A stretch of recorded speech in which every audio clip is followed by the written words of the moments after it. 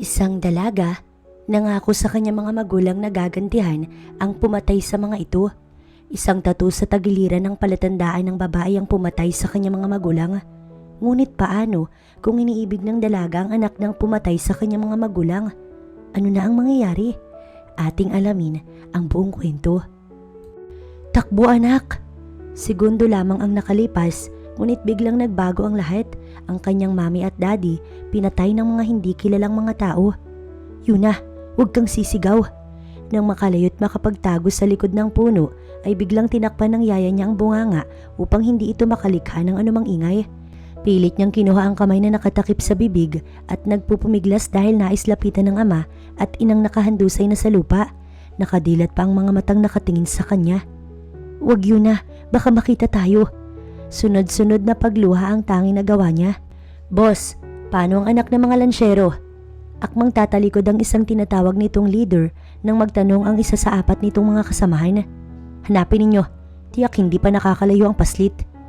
Parang na mga oras na yon, nakasalalay na lamang ang buhay ni Yuna sa isang himala. 5 taon lamang siya nang pasukin ang bahay nila ng mga masasamang tao. Wala siyang nagawa dahil bukod sa bata pa, hindi rin siya marunong makipaglaban. Si Yuna Andrea Lanciero ay ulilang lubos dahil sa isang pangyayaring kahit na sa panaginip, dinadalaw pa rin siya.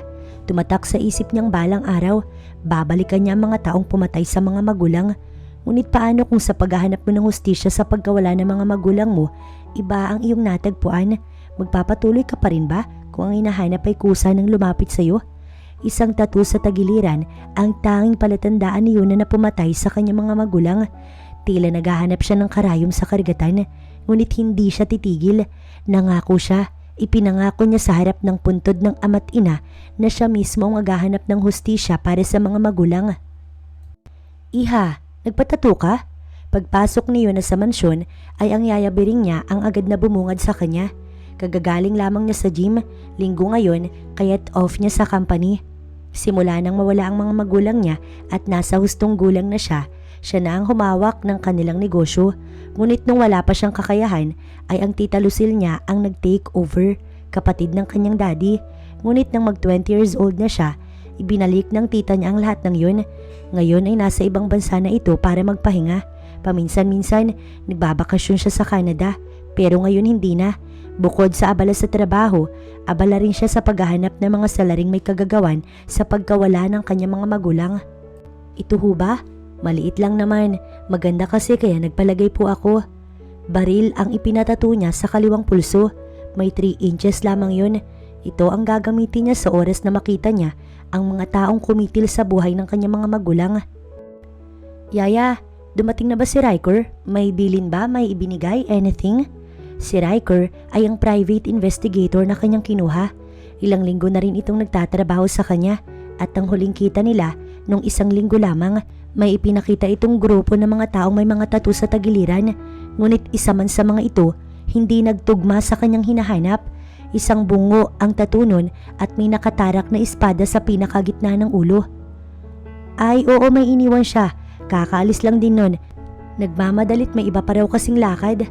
Matapos magsalita ng matanda, ay tumalikod ito at kinuha ang isang brown folder sa mini table sa tabi ng isang malaking vase na nakadisplay sa sala. Oh, sabay abot nun sa kanya. Matagal-tagal na rin nang naulila siya. Ngunit sariwa pa rin sa isipan ng mga nangyari. Matapos niyang kunin yun, umakyat na siya patungo sa silid sa 2nd floor ng mansyon. Napakalaking bahay, ngunit wala siyang ibang kasama kundi mga kasambahay. Masaya dapat ang buhay dahil lahat ng gusto niya, kayang-kaya niyang bilhin sa isang kisap lamang. Ngunit hindi ganun yun.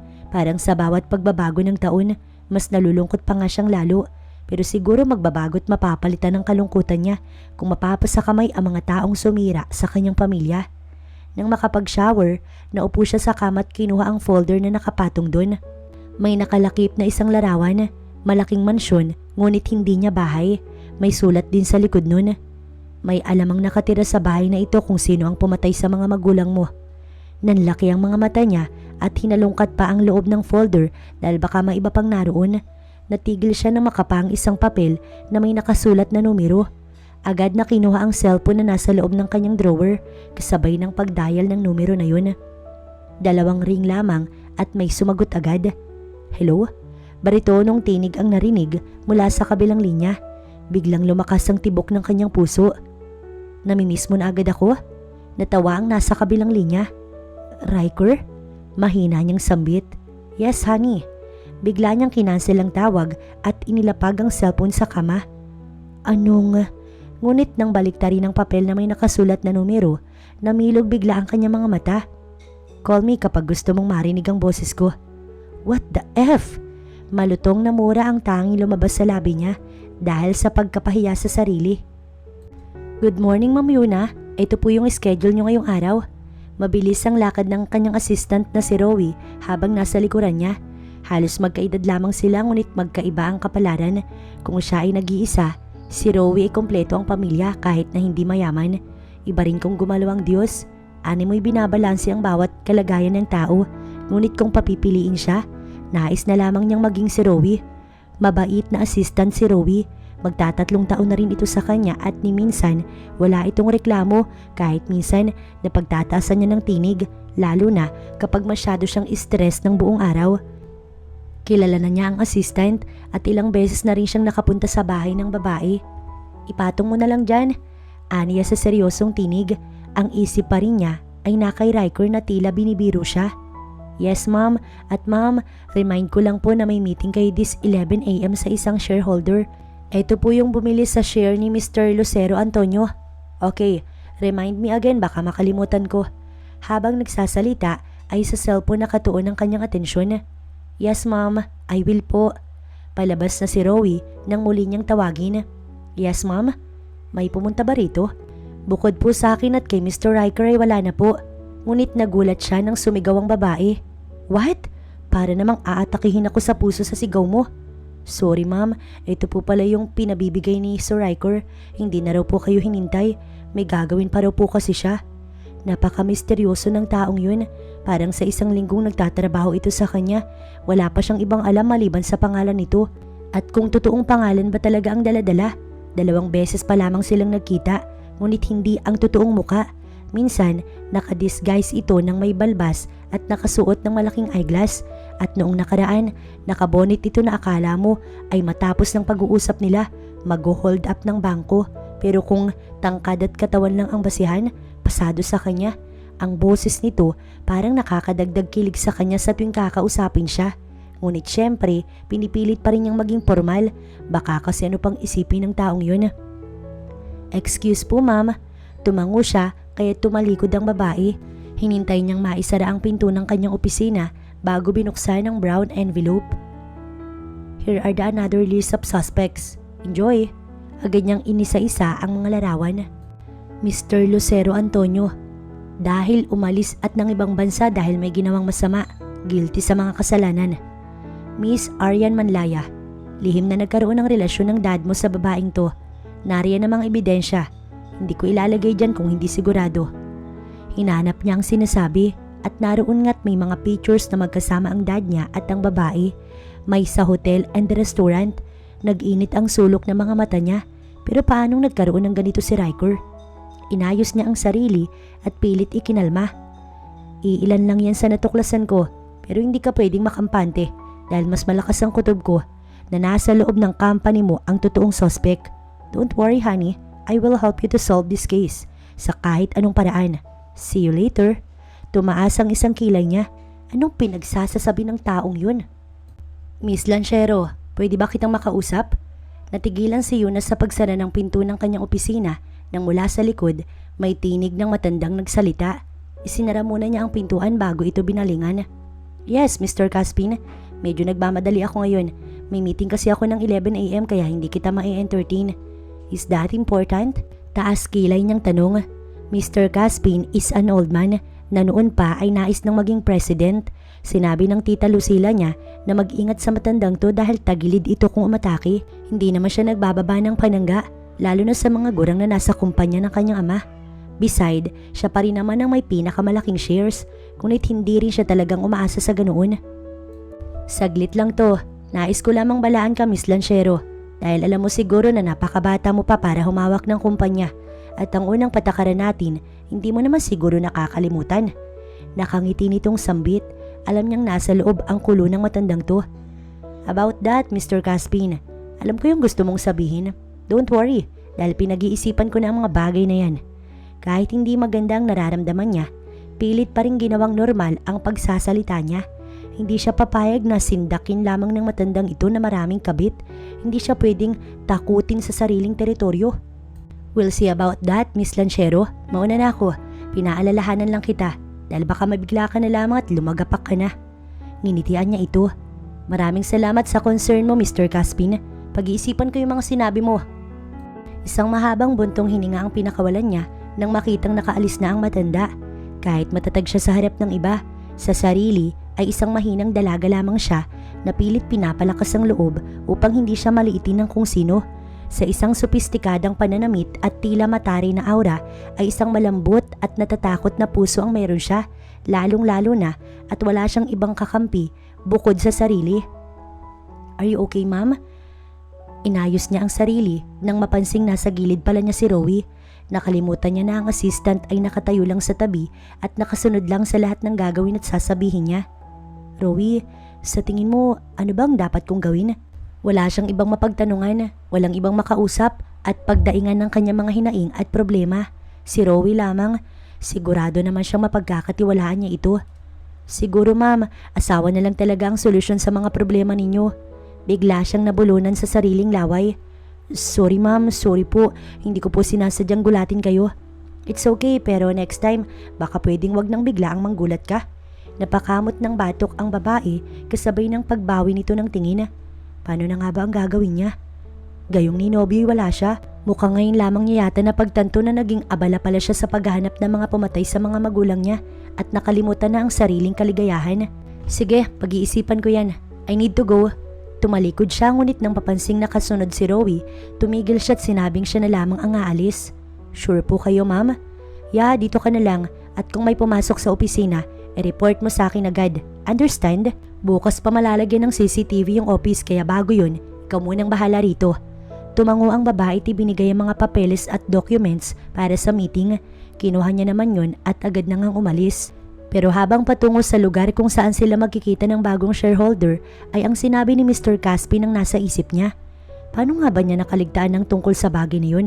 At paano nga kasi naging patakaran ng tungkol sa kasal para manatili sa posisyon? Inaprobahan talaga iyon ng tita niya noon? Pambihira naman talaga.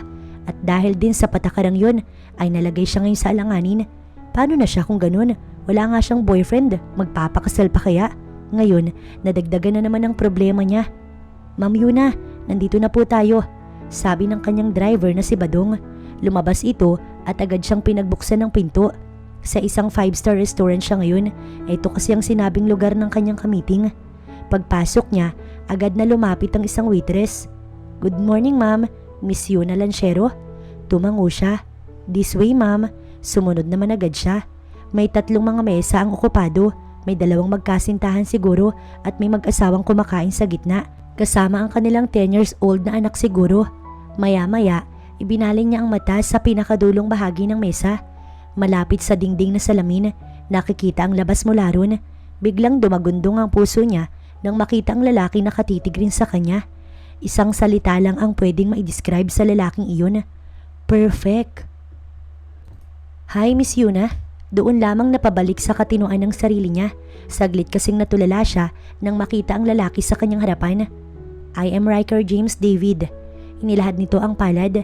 Nag-aalangan naman niya iyong tinanggap. Sa tanang buhay kasi niya, ngayon lamang siya nagkaganito sa lalaki. Yung tipong nabato-balani dahil sa nakikitang mukha ng lalaki. You mean... Yes, I am. I'm sorry hindi ko nasabi sa iyo na sideline ko yung pagiging detective. Pero sana wag kang maiilang sa akin.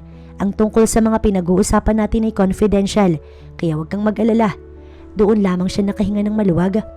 Anong gusto mong pag-usapan natin? Ang tungkol sa kaso mo? O tungkol sa shares or sa atin? Nabulunan na lamang siya sa iniinom na juice nang mula sa lalaki marinig yun. Sorry. Natatawa nitong usal bago siya inabutan ng tissue. It's okay, sorry too. Parang ngayon lamang talaga siya nakatagpo ng ganitong kadirektang tao kung magsalita, kaya't nagulat talaga siya. Hindi man lang nag-isip bago magbitaw ng sasabihin. Ang tungkol sa share sa kumpanya ang una nilang topic. Sumunod ay ang tungkol na sa kaso, kaya si Riker ang bumili ng share para may dahilan daw itong pumunta kahit anong oras sa company niya. Maganda nga namang ideya yun at para daw hindi sila paghinalaan. Matapos ang pananghalian, kailangan nang bumalik ni Yuna sa opisina. Marami pa kasi siyang gagawin at pipirmahan. Araw-araw, ganito ang buhay niya. Kaya nga kahit na mag-entertain ng manliligaw, hindi niya na nagawa. Ngayon ay nanganganib na ang posisyon niya dahil hindi talaga siya naglalandi ng ilang taon. Ihatid na kita. No need, may driver naman ako. Please? Napalunok si Yuna dahil sa mukha nito. Napakagwapo. Lalo na sa tuwing magsasalita si Riker ay lumalabas ang magkabilang dimple nito. Okay, wait me here. Sasabihan ko lang si Kuya Badong na sumunod na lamang sa kumpanya. Ngumiti ang lalaki bago tumayo para sumunod sa kanya. Ito na rin ang nagbayad ng kanilang kinain, maging ang pag-alalay sa kanya palabas, ginawa rin ni Riker. God, what a gentleman he was. Sa loob-loob ni Yuna. Wait, what? Namilog ang mata ni Luna nang makitang isang latest model ang sasakyan nito. Kulay itim yun na kumikinang pa sa tuwing tatamaan ng sinag ng araw ang sasakyan. Mukhang bagong bili lamang. Pasensya na, kagagaling ko lang sa Batangas kanina. Wala na akong oras umuwi ng bahay para magpalit ng sasakyan. Baka kasi malita ko sa meeting kapag ginawa ko pa yun. Don't worry, hindi kita ipapahamak. Here, take this. Pinasuot nito ang black helmet sa kanya. Inayos pa ni Riker yun, kaya't hindi na naman mapakali ang puso niya. Hanggang kailan ba magiging caring ang taong to para kasing nakukuha na siya sa bawat simpleng galaw lamang nito? For your safety. Dugtong pa ng lalaki. Mukhang sanay na sanay si Riker sa ganitong klaseng sasakyan, pero siya ngayon pa lamang makakasakay sa ganitong big bike. Careful! Nang umangkas siya, hinawakan pa ni Riker ang kaliwang kamay niya habang ang isa nakahawak sa manibel at nakatapak ang dalawang mga paa sa lupa. Are you ready? Nag-aalangan pa si Yuna kung hahawak sa balikat nito o hindi, para kasing bulta-bultahing kuryente ang umakyat sa buong katawan niya sa tuwing dadampi ang katawan niya sa likuran nito. Ngunit halos magwala ang puso niya nang hawakan ng binata ang kamay niya at inilagay iyon sa bewang niya. Ray, huwag kang bibitaw. Mas mabuting mahulog ka sa akin kaysa sa motor. Banat pa nito. Napapikit si Yuna dahil parang mababaliw ang puso niya sa mga pinagsasasabi ng lalaking to. Parang hindi yata makahinga ng maayos si Yuna dahil ang kanyang mga braso nakayapos sa bewang nito. Kung pagmomotor lamang, siguro pwede na itong magkarera, international, pero hindi siya sasakay.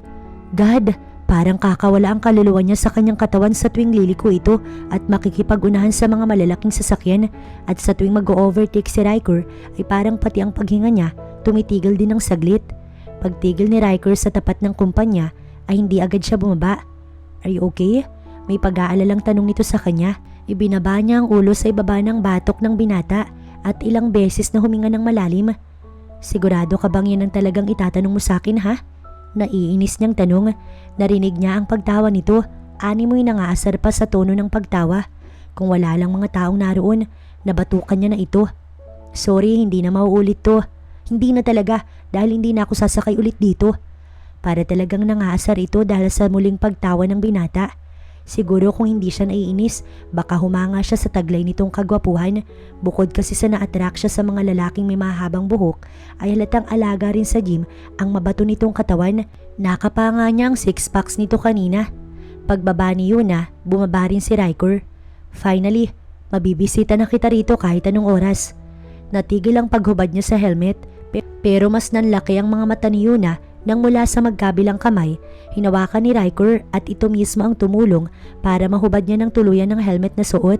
Bigla niyang hinugot ang magkabilang palad dahil sa gulat. Sige, mauna na. Tatalikod na sana siya nang matigilan nang makita si Mr. Caspin na papalapit sa kanilang kinaroroonan ni Riker. Hold my hand. Bulong niya sa binata. Simpleng tumingin ng lalaki sa likuran niya at doon lamang naintindihan ng binata kung ano ang nais niyang ipahiwatig. Say something. Muli niyang bulong. Ngumisi naman si Riker bago nagsimulang magsalita. I miss you already, honey. Nanlalamig ang kanyang mga kamay dahil habang nagsasalita ito, marahang pinipisil ng lalaki ang kanyang palad. Diretso rin itong nakatingin sa kanya. I miss you too. Kahit napipilitan, sumagot pa rin siya. Louder. Muli niyang bulong kay Riker. I love you. Kung pwede lang kumawala ang puso niya Abay baka kanina pa tarantang lumabas sa kanyang dibdib. Hindi naman kasi yun ang gusto niyang sabihin nito. Hey, answer it, nasa likod mo na siya. Anito't hindi siya lumingon. I love you more. Napangiti ng malapad si Riker kaya lumingon siya. You, Miss Yuna, siya na ba ang boyfriend mo? Mukhang namumukaan kita, Mr. Riker David, Mr. Caspin. Kilala nito ang matanda. Na-impress siya bigla. Sabi ko na nga ba, ikaw ang anak ni Chairman James David ng Demsons Industries. Si Caspin ang kumuha ng kamay ni Riker at nakipagkamay rito. Paanong hindi niya nalaman agad na si Riker ay ibang klase kang pumili ng mapapangsawa, Miss Yuna.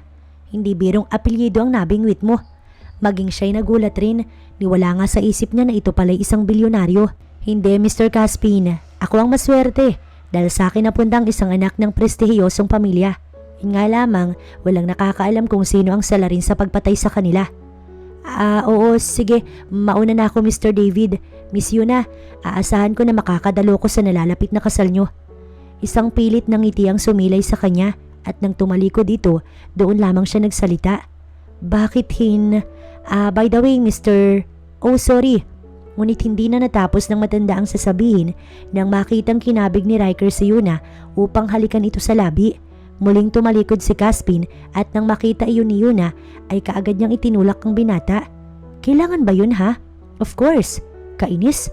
Tumalikod siya nang tawanan siya ng binata. Ngunit bago pa man siya nakalayo, bumulong muna ito. From now on, fiancé na kita. Ano? Oops, that's your fault, not mine. Pagpigil nito sa pagsasalita niya, wala na rin siyang nagawa pa kundi ang talikuran si Riker habang ito ay nakangisi. Nirapan pa niya ngunit kindat ang sagot nito. Iha, kumain ka na ba? Gusto mo bang ipaghain kita? Mag-aalas 10 na ng gabi na makauwi si Yuna mula sa opisina. Ngayon lamang kasi natapos sa mga pinipirmahang papers at may mga meeting din siyang dinaluhan kanina. No need, Yaya. Magpahinga ka na.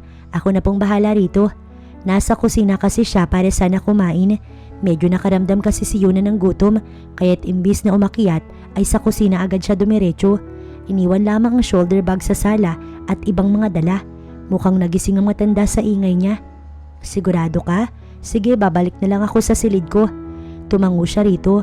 Tumalikod naman ang matanda nang walang ingay na nilikha. Habang nakaupo sa kahoy na upuan at kumakain ng chocolate cake ay si Riker ang nasa isipan niya. Bakit nga ba hindi niya agad nalaman na anak pala ng isang bilyonaryo ang taong yun? Kung hindi dahil sa matandang Caspin, hindi niya pa malalaman. Masyado kasing tipid si Riker sa mga impormasyon tungkol sa sarili.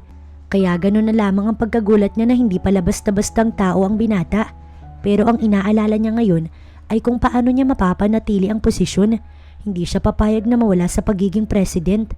Nangako siya sa ama niya at tungkol naman sa babae nito, mukhang wala namang kinalaman si Aryan Manlaya dahil nag-research din siya at bago namatay mga magulang niya ay nasa ibang bansa ito for some business. Isa pa, kailangan ba talagang umabot sa ganun? Gayong alam naman agad ng babae na may pamilya ang dad niya bago ito pumasok sa ganoong problema. Isa pa, kung galit ito dahil sa ama niya, bakit kailangang idamay ang mom niya pati siya? Yun nga lang, hindi nagtagumpay ang mga taong gumawa nun. Natigil siya sa pag-iisip nang makarinig ng kaluskos mula sa labas. Parang isa sa mga paso ang nahulog. Agad siyang tumayo at pinatay ang ilaw sa kusina. Kung may tao man ay makakatulong ang kadiliman upang itago siya at hindi makita ng kung sino. Kinuha ni Yuna ang cellphone sa bulsa at binuksan ang ilaw nun. Dahan-dahan siyang sumilip sa salaming bintana sa sala. Medyo maliwanag na roon dahil sa mga ilaw na nagmumula sa labas, kaya't pinatay niya ang ilaw ng cellphone at walang ingay na inilibot ang paningin. Agad siyang naalerto nang makakita ng likod ng isang tao na patungo sa likod ng mansyon. Bago siya lumabas, kinuha niya sa bagang baril niya. Oo, meron siya nun. Lisensyado naman kaya hindi siya nag-aalala. She need that para sa pansariling proteksyon at araw-araw dala-dala niya ito. Hindi niya alam kung sino ang mga kaaway kaya't kailangan niya ng panangga sa anumang uri ng sitwasyon. Maging sa company, hindi niya ito nakakalimutan. Dahan-dahang lumabas si Yuna ng pinto at sinundan ng lalaki. Ngunit bigla yung nawala sa paningin niya. Hawak ang baril, alerto ang mga mata niya sa paligid. Kung sino man yun, siguradong hindi si Manong Esteban dahil kaninang pumasok siya ang huling pag-ikot nito sa buong compound. Ngunit bigla na lamang nagulat at nagpumiglas nang may kamay na humilas sa kanyang katawan. at mula sa likod, tinakpan nito ang bibig niya upang hindi siya makalikha ng ingay. Shh! Quiet Yuna! Nang marinig ang bulong ng isang lalaki, agad nawala ang kaba sa puso niya. Nilingon niya ito. Anong ginagawa mo rito?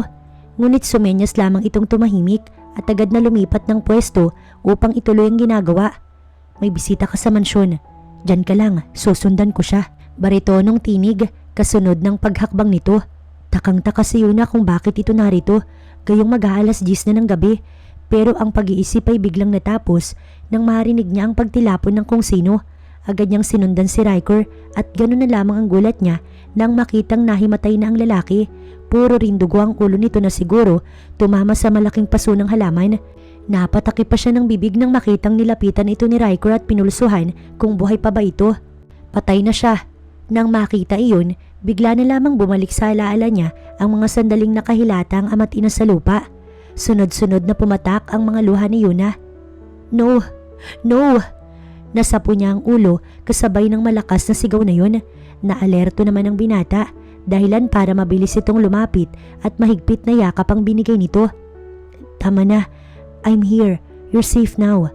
Ani mo'y isang gamot na biglang humupa ang pobya sa puso. Napalitan ng kakaibang damdamin nang yakapin siya ng lalaki. It's okay, calm down now. Ang tinig nito na parang hiniheli siya.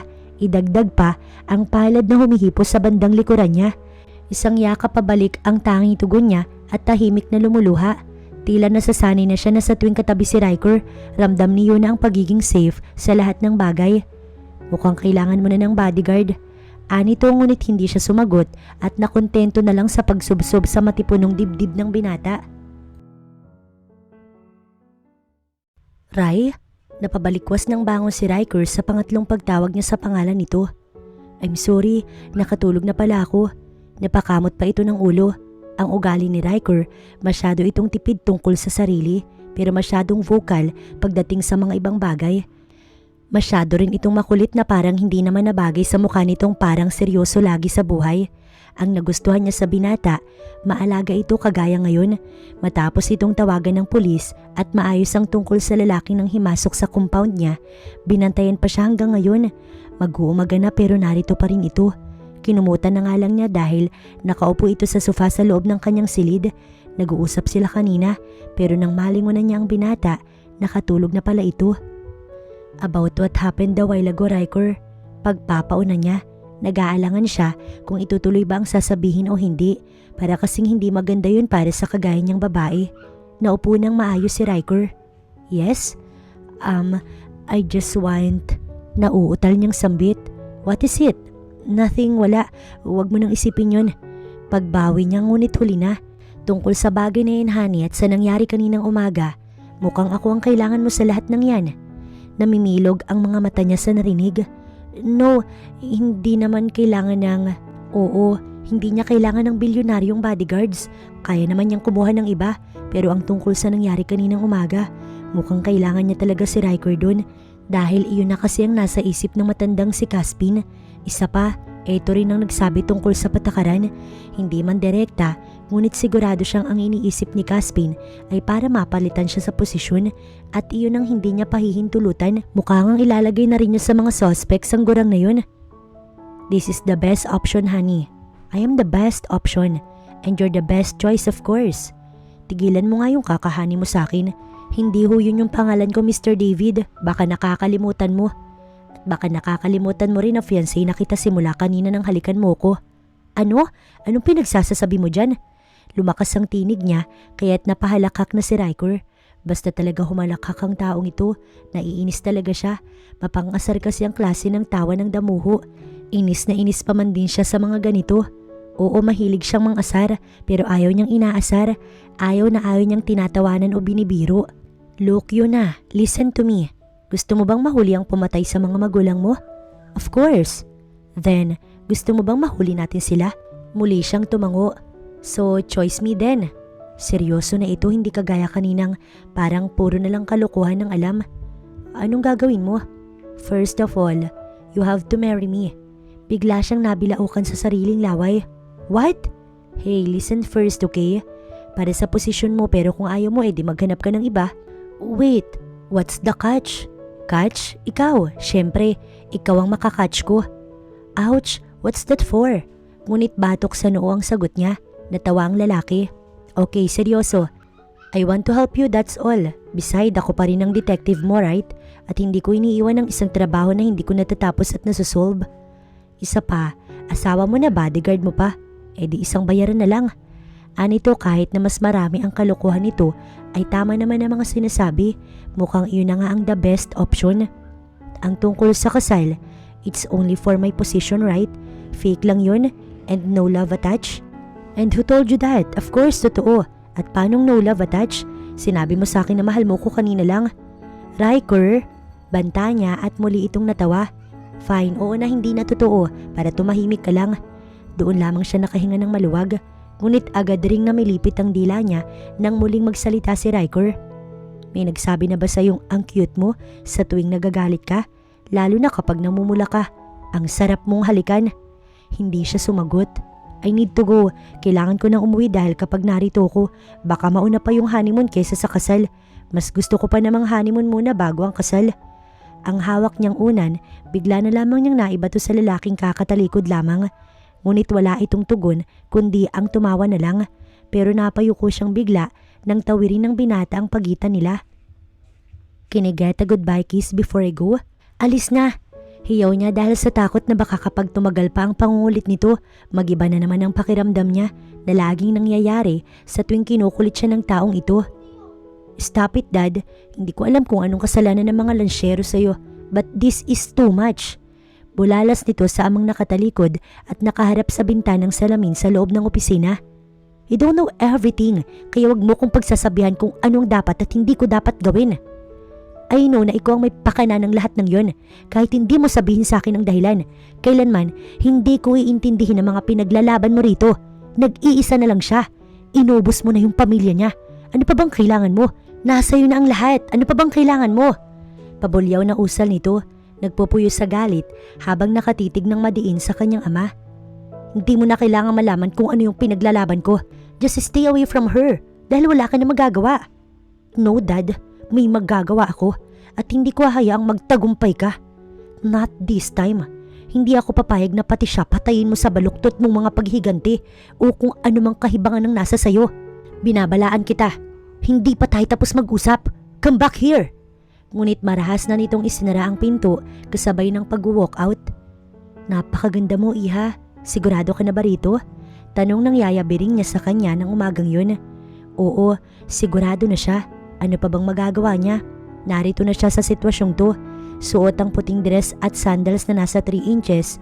Humakbang siya patungo sa opisina ng attorney na magkakasal sa kanila ni Riker.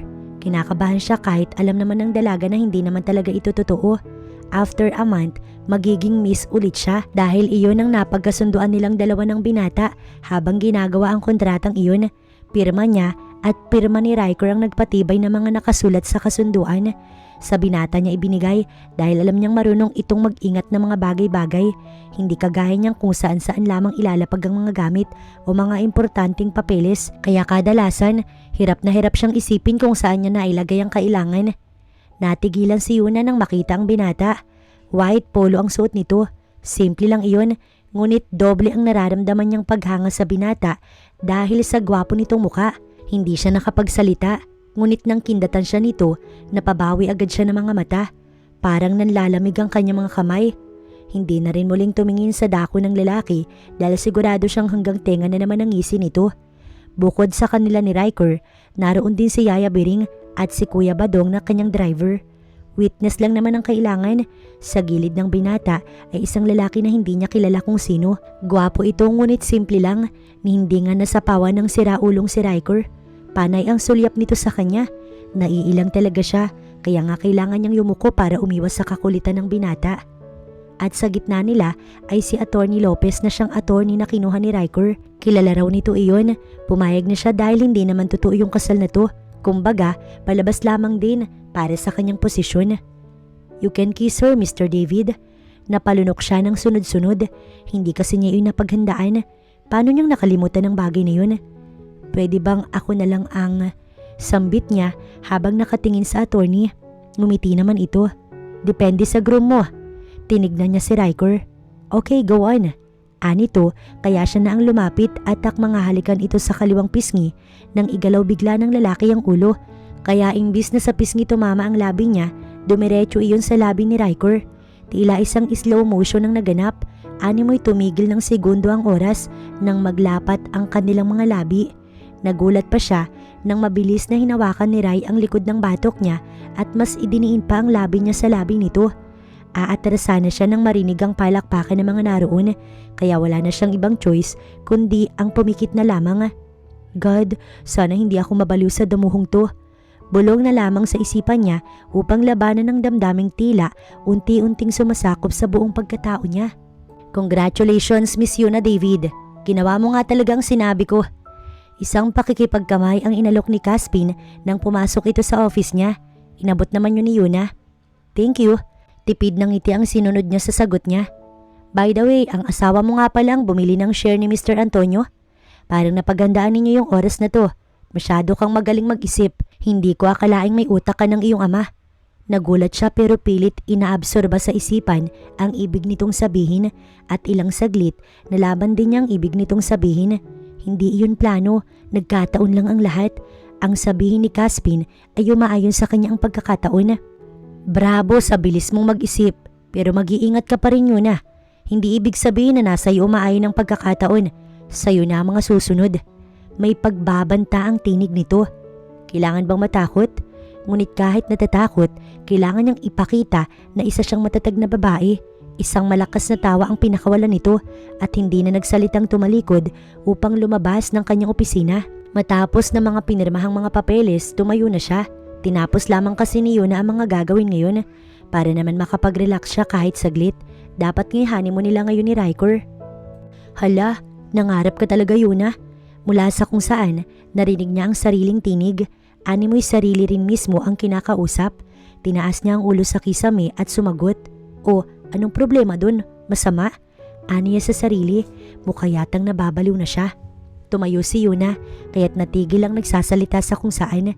Lalapit sana siya sa bintanang salamin nang bumukas ang pintuan ni hindi man lang kumatok. Hi, pwede bang maistorbo ko sandali ang aking magandang asawa? Para siyang naistatwa nang marinig ang mga katagang iyon mula sa lalaki. Kailapad rin ang ngiti nito, parang nakakapang-hipnotismo ang ganda ng pagkakangiti. Bakit ka nandito?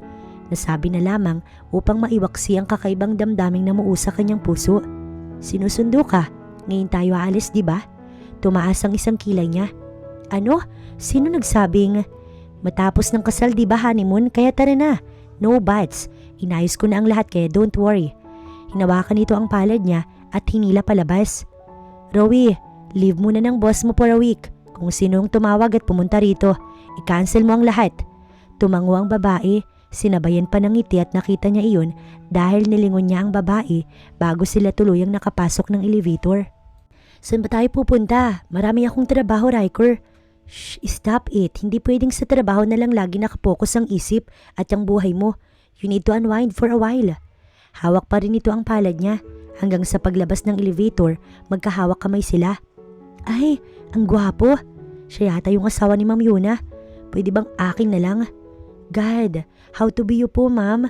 Bulungan ng mga empleyadang nakakasalubong nila. Magandang araw, ma'am, Sir Riker. Tinaas lang ni Riker ang kamay, sabay ngiti sa guard, habang siya busangot pa rin hanggang papasok sa kotse nito.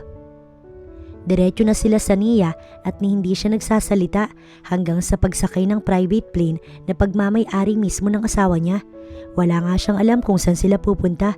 Mukhang pinaghandaan ni Riker dahil may maleta doon, 2 kulay, ash gray at pink na mukhang para sa kanya. May ilang minuto rin bago lumapag ang sasakyan. Welcome to Palawan ang logo na nakita niya mula sa malaking billboard sa unahan lang ng pinaglapagan ng eroplano. Pagbaba niya, todo alalay pa si Riker na animoy natatakot na madapa siya. Ngunit mabilis na hinilan ni Riker ang dalaga upang iiwas sa mga balang tumatama sa eroplano. Sunod-sunod na putok ng baril ang narinig niya. Riker, what happened? Run! Sumakay ka na ng kotse. Dalian mo! Malakas sa sambit nito sa kanya habang abala sa pakikipagbakbakan sa mga kalaban. Rodney, alalayan mo yung asawa ko. Anitong muli sa isa sa mga tauhang naroon. Tila mas malakas pa sa putok ng mga baril ang pagtambol ng puso niya buhat sa huling narinig mula sa lalaki. "What did you say?" Napabulalas ang lalaki nang marinig na isa na lang ang natira sa mga pinadalang tauhan. "Riker!" Bigla itong sumigaw at malakas na tinabig ang laman ng mesa. "Idiot! 10 kayo pero naubos kayo ng anak ko? Anong mga klase kayo?" Matapos nun, ibinalibag ni James ang hawak na telepono. "Sinabihan na kita, Riker. Huwag mong tutulungan ang babaeng yan. Ngunit masyadong matigas ang ulo mo. Ngayon, magsisisi ka. Kahit anak kita, hindi ko to palalampasin." Nagngingit-ngit ito sa gilid habang nakatuon sa labas ng bintana ang mga mata. Ilang taon na nga ba ang lumipas? 25 years. Pero hanggang ngayon, hindi pa rin niya nakakalimutan ng mga nangyari. "Kaibigan ako ni Joso. Paano niya ito nagagawa sa akin?" "Sorry James, utos lang ni Kuya. Hindi ko pwedeng baliwalain ang bilin ng kapatid ko. At isa pa, mag-iisang taon na rin ang utang ninyo. Pero hanggang ngayon, hindi pa rin nyo nababayaran ng mga tubot ulo ng inutang nyo." "Lucilia, may asawa kong kapapanganak lamang. Ito lamang ang meron kami ngayon. Bigyan mo pa kami ng konti pang palugit. Ibabalik ko pati ng tubo. Wag mo na ngayon. Paano na yung pamilya ko kapag hinugot ninyo yung pinagkakakitaan ko? Kakausapin ko yung kuya mo. Siguradong..." "Tumahimik ka, James. Ilang ulit mo na bang tinanggihan ng kapatid ko? Huli na ito't wala na ring bukas." Tinignan ni Lucilia ang 5 mga tauhang naghihintay sa utos nito at itinaas ang kamay. Senyas na simulan na ng mga ito ang trabaho.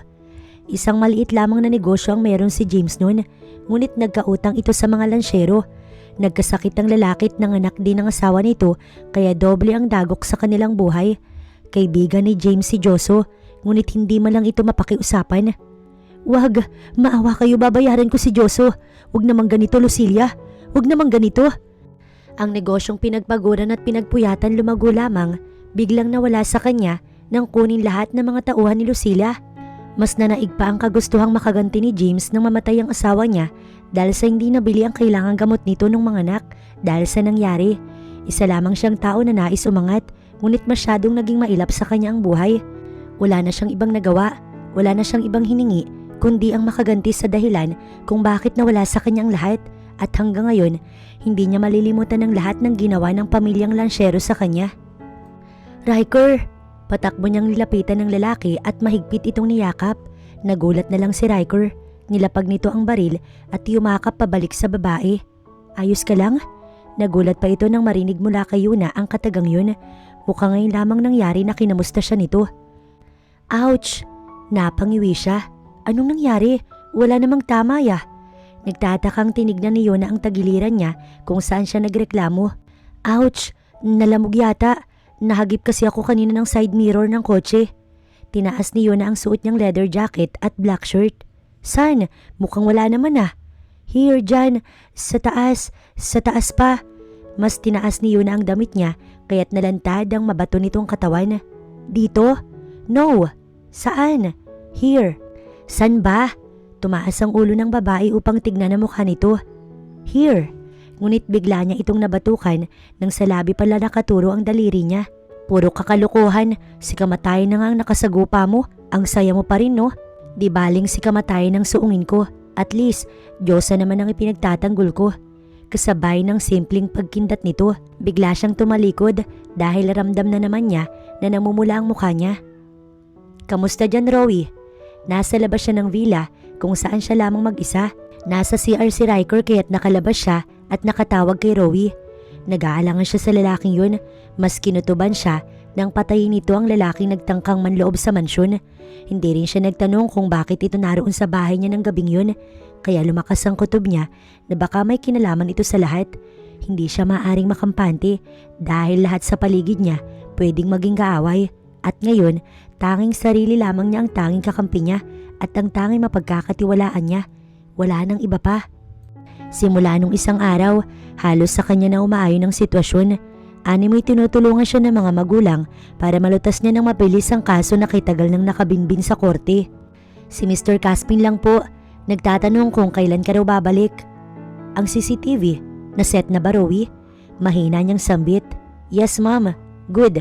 Pwede ko nang i-connect ang cellphone ko dyan. Basta bantayin mo yung lahat ng taong pupunta dyan, Rowie." "Opo ma'am, maaasahan niyo po ako." May ilan pa siyang ibinilin bago tuluyang pinatay ang tawag. Pero bigla siyang naalerto nang makarinig ng kaluskos mula sa hardin sa unahan. Ang villa na inuukupan nila ni Riker ay isang buong bahay at nakatayo iyon sa gitna ng mga punong kahoy sa ibabaw ng mabukid na bahagi ng resort. 50K ang isang gabi at isang araw, pero sulit na sulit naman sa ganda ng buong lugar.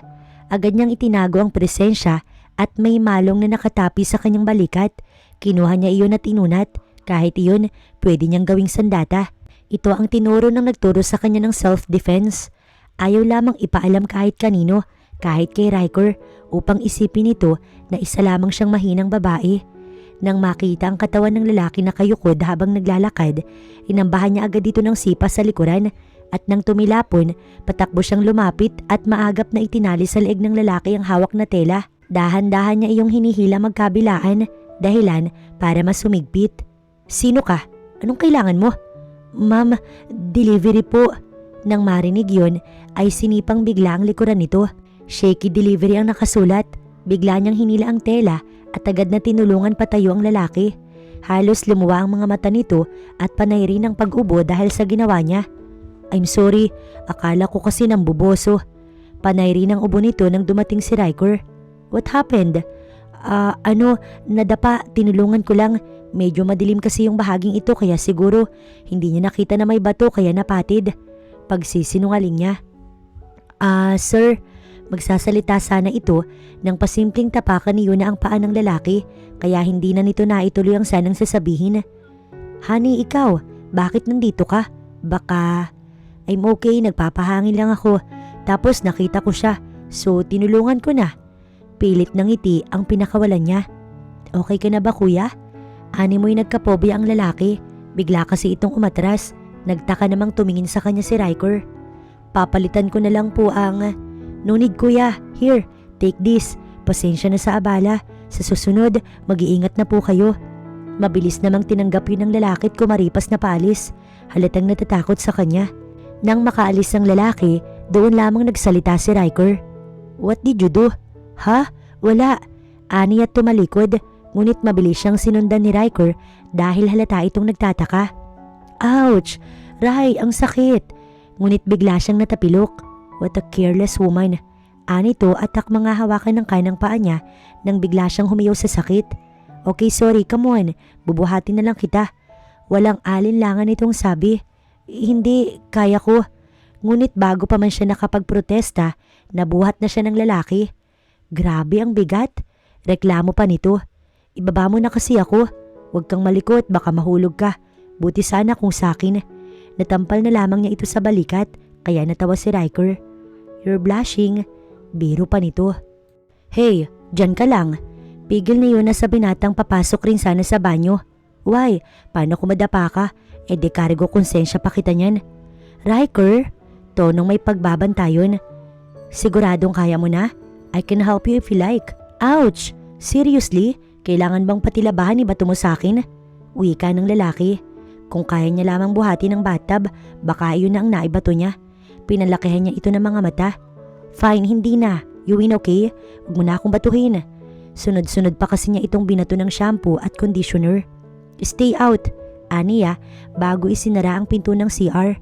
Matapos niyang mailak, naupo si Yuna sa nakasarang toilet bowl at sinarili ang paghilot sa sakong na mukhang naiba ang posisyon ng buto.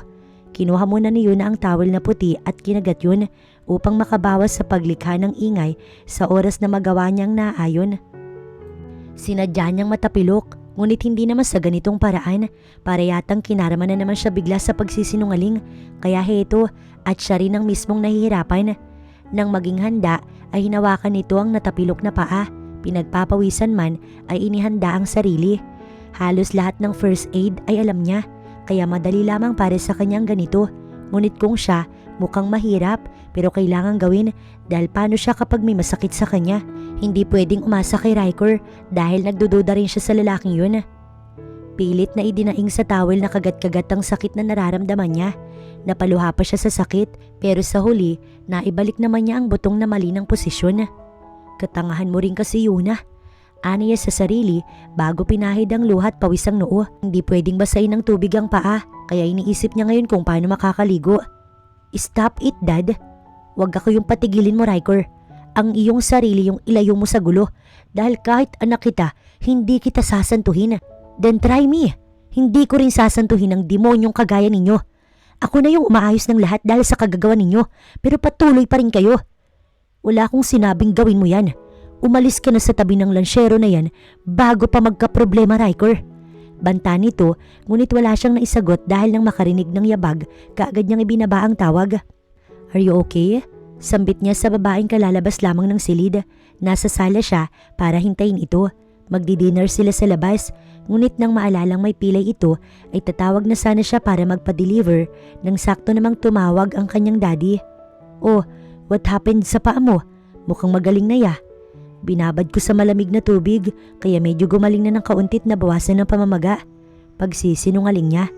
Magpa-deliver na lang tayo. No, kaya ko na. Sa labas na lang tayo kumain. Nagdadalawang isip man si Riker pero sa huli napapayag pa rin ito ng babae.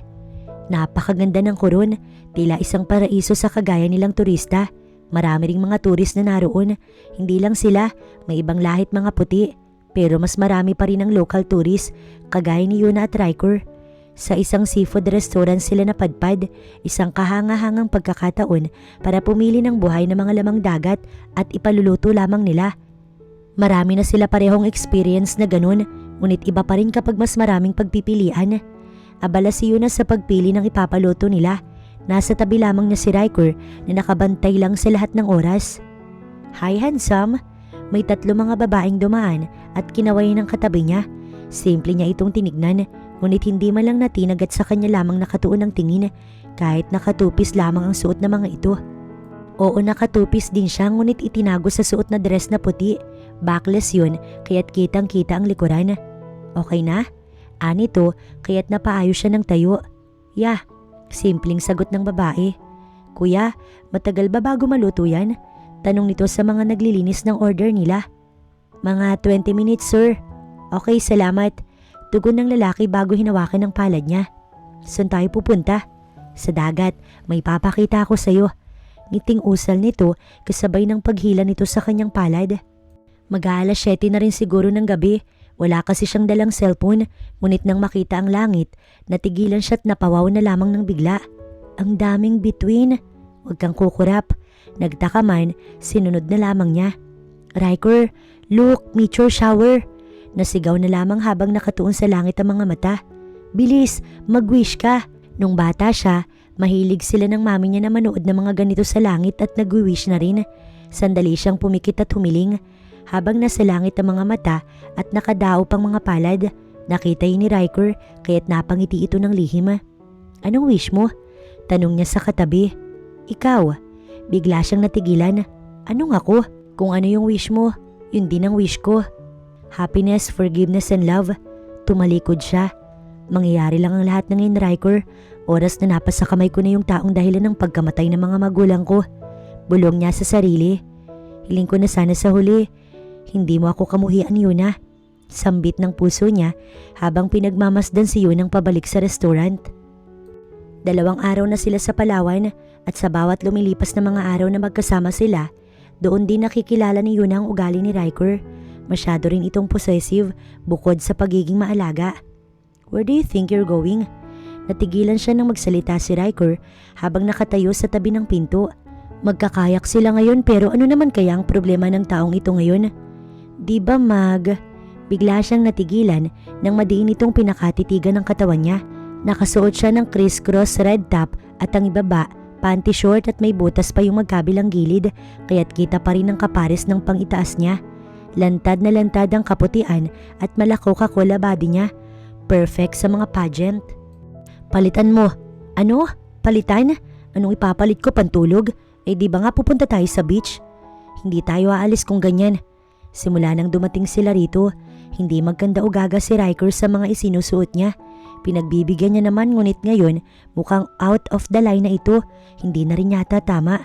Hindi, matigas na wika niya at agad na lumabas ng pintuan. Ngunit maagap na hinawakan ng lalaki ang kaliwang pulsuhan niya at takmang hihilahin pabalik nang pikutin niya yun dahilan para mapabitaw ito. Namimilog ang mga matang tumitig ito sa kanya. Walang alam si Riker na marunong siya sa mga simpleng galaw gaya nun. Huwag mo kong pakialamanan. I know what I'm doing at alam ko kung anong gusto kong isuot at mga gusto kong gawin. Remember, hindi tayo tunay na mag-asawa. This is all fake, Riker. Always remember that. And pwede ba, huwag kang ganyan, hindi bagay sa'yo. Pagmamaldita niya bago ito iniwan sa kinatatayuan. Habang abala siya sa pagsagwan ay naroon lamang si Riker sa unahan. Hindi ito sumama sa kanya sa gitna ng dagat. Siguro'y nagtatampo dahil nga sa mga sinabi niya kanina. Tila nga nakonsensya rin siya ngunit hindi niya na iyon mababawi. Napakaganda ng lugar na yun. Kitang-kita kasi ang ilalim ng dagat sa sobrang linaw ng tubig. Crystal clear ngang matatawag ang tubig doon, kaya nga parang gusto na lamang niyang dumito at sulitin ang oras. Animoy nawawala ng panandalian ang mga alalahanin niya habang marahang nagsasagwan. Nakangiti si Yuna habang patuloy sa ginagawa niya. Muli niyang sinulyapan si Riker at bigla na lamang nagbago ang mood niya nang may babae itong kausap. Hindi niya halos makita ang muka dahil ito ay nakatalikod. Ngunit kung titignan si Riker, halatang napakasaya nito. Really? Kailan pa? Last week lang. Matagal na rin ang huli nating kita, Rai. At in fairness sa'yo ha, iba ka na. Natawa si Riker. Namiss talaga kita. Nagulat pa ang lalaki nang yakapin ito ng dalaga. Pakikamusta ko kay Tito Alphonse. Matagal-tagal na rin ang huli ko siyang makita. Sa event pa ng company last year. Ay sus, puntahan mo at dalhan mo ng brandy na gusto niya. You know him, masyado nang busy sa bagong tayong farm sa Isabela. Oo nga, I'm happy for him. Eh ikaw, saan ka ngayon? Honey? Who is she? Ngunit bigla na lamang nagulat si Riker nang dumapo sa braso niyang mga kamay ni Yuna na hindi naman nangyayari. Oh, gulat na sambit ni Lyra. Me? I'm his ex. Nagulat si Yuna. Maganda ito't matangkad siguro. Magkasing tangkad lang din silang dalawa pero... Oh, really? Asawa nga pala ako. Matatag na sambit niya. Hindi niya alam kung bakit bigla na lang nag-igting ang bagang niya dahil siguro sa klase ng titig na pinupukol sa kanya ni Lyra. Para kasing kulang na lang, hubaran siya nito. Hindi siya insecure dahil una sa lahat, hindi siya nagpapatalbog sa iba. Paano Ray? Punta ka mamaya ha? Tumaas ang isang kilay niyang tumingin sa lalaki. I'll try, Lyra. Pilit ng ngiti ang pinakawalan ni Riker dahil lalata ng lalaki ang pamimilog ng mga mata niya habang nakatitig sa katabi. Okay, see you. Malandi nitong sambit. Sus, hindi naman sexy at konting galaw pa makikita na yung ngipin ng kanya sa loob-loob niya habang tinitignan niya ang babae habang ito ay palayo. Bigla niyang hinila ang kamay nang mawala sa paningin nila ang Lyra. I'll try, Lyra. Malanding sabi niya habang umingiwi-ngiwi. Inis na inis talaga siya. Hindi nga lang alam kung bakit. What's that for? Ngunit hindi niya ito sinagot at tumakbang na lang paalis ron. Hindi umiimik si Yuna. Kahit ano pang itanong ni Riker o kung ano pang klaseng pakikipag-usap ang gawin ito. Maggagabi na nang bumalik silang dalawa sa villa. Ngunit hindi man lang siya nagsasalitang naligot nagbihis. Nakakain na rin naman sila sa restaurant kaya busog na rin sila. Nasa may pool si Riker nang lumabas siya ng CR. Hindi niya na inabala. Tila may kausap kasi ito sa cellphone. Dumiretso siya sa sofa at binuksan ng TV. Sakto namang sa balita iyon na ayon. Yes, Mr. James. Napakalaki na nga ng company ninyo. Ano yung sikreto mo para umasenso ng ganito kabilis? Natigilan siya na makita ang mukha ni James David. Gwapo ito kahit may edad na. Mag-ama nga si Riker at James dahil magkahawig talaga ang mga ito. Animoy pinagbiyak na bunga. Dahil lamang sa isang tao kaya kinakailangan kong umasenso. Dahil sa paghamak niya sa akin, pinursigi kong umahon para ipakitang kahit ang isang basahan na kagaya ko may iuunlad rin. Pero hindi na nito naabutan ng tagumpay ko dahil 20 years na itong wala. Sayang hindi ba? Napatawa ng mahina ang matanda kaya't ang nag-i-interview ay nahawa na rin. Bigla siyang kinabahan at naitanong kung sino ang tinutukoy nito pero may isa pa siyang naiwan. At hindi ko alam kung hindi niya pa nalalaman kung anong sekreto upang mabilis na umasenso. Ano nga ba Mr. David? Bigyan niyo naman ng tips sa mga manonood natin kung paano yumaman ng mabilis. Natawa muli ito ng mahina. Ang sekreto? Simple lang. Natigilan siyang biglat na gulat nang patayin ni Riker ang TV. Ano ba? Pinapanood ko pa yung dad. Walang mabuting maidudulot ang palabas na yan. Seryoso nitong usal. Parang may kakaiba kay Riker. Parang balisa ito at halata ring umiiwas. Hindi niya alam kung saan. Pero sa tuwing nababanggit niyang ama ng lalaki, bigla na lamang nitong iibahin ang usapan. Noon din bago umalis ang tita Lucila niya, nagbabala itong wag magtitiwala sa mga David. Hindi niya alam kung bakit. Tinanong niya ang tiya niya, ngunit wala itong ibang sagot. Basta mag-ingat lamang daw siya. Mukhang kailangan na rin yata niyang ilagay sa suspect list ang mga David. Natigilan si Luna nang makitang may hawak itong alak na mukhang wala ng laman. Matutulog na ako, ani at biglang tumayo. Ngunit nang dadaanan na niya si Riker, ay hinarang ito ng binata. Anong problema mo? Matulog ka na rin. Sambit niya pa rito. Ang maldita mo yata. Matapos mo kung tawaging honey kanina, nagmamaldita ka na agad. Tumabi ka na nga, gusto ko na magpahinga, Ray. Pero itinaas nito ang braso para hindi siya makaraan. Nagpipigil lamang siya, ngunit masyado talaga siyang iniinis ng taong to. Hindi siya nagsalita nang hawakan niyang braso ng lalaki at ibinabayon. Ngunit bago pa man siya nakahakbang ay hinila siya ng biglaan ni Riker kaya't napabalik siyang bigla. Ngunit agad niyang hinampas ang braso nito ng kainang kamay niya. Dahilan para mabitiwan siya nito. Nagulat ang lalaki. Dahilan para hawakan nito siya sa bewang, pero agad siyang umikot ng 3 beses upang hindi nito magawa ang nais. Ngunit mabilis na gumalaw si Riker at hinarang siya sa hinintuan nito. Pader na ang naroon kaya't wala na siyang pupuntahan pa. Dahil sa inis, isang malakas na suntok sa sikmura ang ibinigay niya. Yun nga lang, mabilis pa rin itong nasangga ni Riker. Ngumisi ito. Gagalaw muli sana si Yuna nang hawakan na ng binata ang magkabilang kamay niya. Paano ka natutong mag-martial arts? Wala ka na dun. Bakit hindi ko yata alam yun? Pilit na nagpupumigla si Luna. Bakit nga ba? Hindi ko nga rin alam na may ex ka pala rito. Ang saya nyo pa nga habang nag-uusap. Sabay irap rito kaya natawa si Riker. Are you jealous? Ano? Ako? Ngunit hindi niya na natapos ang sasabihin nang siilin ni Riker ang mga labi niya. Isang mapusok na halik. Lasang-lasa niya ang pait ng alak sa bibig nito. Ngunit anumang pagpupumiglas ang gawin niya, hindi ito natitinag. Ilang araw na ako nagtitimpi, Yuna. Pinilit ko pero hindi ko na kinakaya. Bulong nito nang saglit nitong bitiwan ng mga labi niya. Akmang lalayo siya nang bigla na lamang siyang binuhat ni Riker. Tapusin na natin ang selos na yan. Anito bago siya itinapon sa kama. Bigla siyang napabalikwas ng bangon, ngunit nang maramdaman ang pananakit ng pagitan, natigilan si Yuna at dahan-dahang pinilit na tumayo upang umalis sa tabi ng binatang hanggang ngayon tulog na tulog pa rin. Nakadapa ito habang himbing na natutulog. Walang pang itaas na damit at tanging boxer lamang ang suot. Agad niyang tinakpan ng likuran nito ng kumot at mabilis na pumasok sa CR. Hindi talaga makapaniwala si Yuna na bumigay siya sa binata. Hindi niya akalain na isang David ang makakakuha sa iniingatan niyang dangal. Kung sana nga lang kasal sila, ngunit hindi. Napaluha na lamang si Yuna habang nasa tapat ng shower.